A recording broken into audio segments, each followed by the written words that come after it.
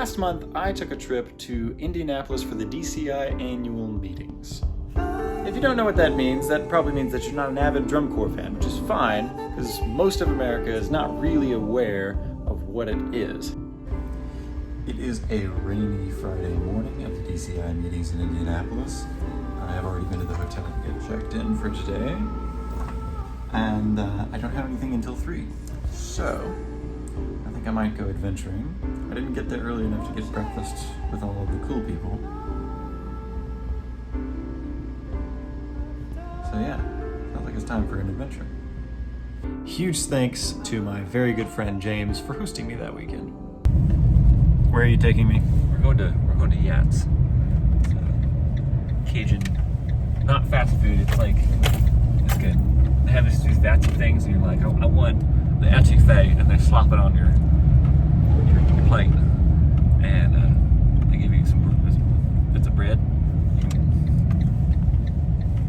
Eat with it. That sounds darling. Yeah. It's like, no, yeah, it's really good. I don't have it. You'll see when we get there. Here we go.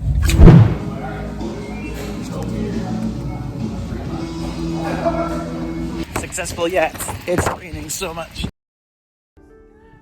Drum corps is like a sport in that teams or corps travel the entire country competing against each other in their entire season, which takes place during the summer.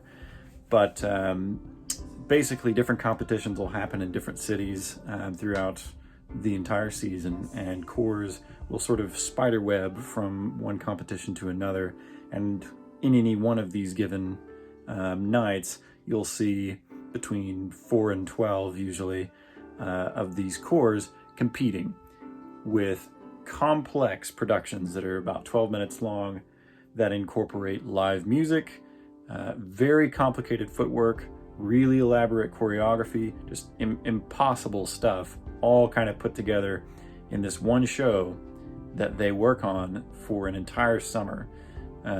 It starts with 12-hour-a-day rehearsals for weeks before the competition tour starts, and then basically that goes down a little bit to allow for more travel time and the actual competitions themselves. I actually am the director of Zephyrus from Tulsa, Oklahoma.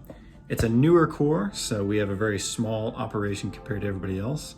We only do a couple competitions in the summer, but we're growing really quickly. But the fact that I'm the director of that organization is why I went to the DCI annual meetings. Now, if you know anything about all of this stuff, then you know why this year's Rules Congress was a little contentious and controversial. And if you don't know much about the drum corps activity, I don't want to bore you with all of the details. Summary is, it was proposed to change what the limitations are for instrumentation, and fans are completely divided on the issue and very fired up, and people outside the activity probably wouldn't understand at first glance what the big deal is.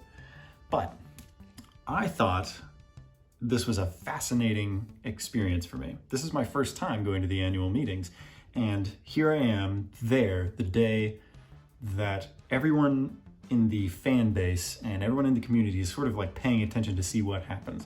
I was in the back of the room when they were voting on this certain proposal, and I was next to the fire alarm. And I thought of how many people online would have pulled it.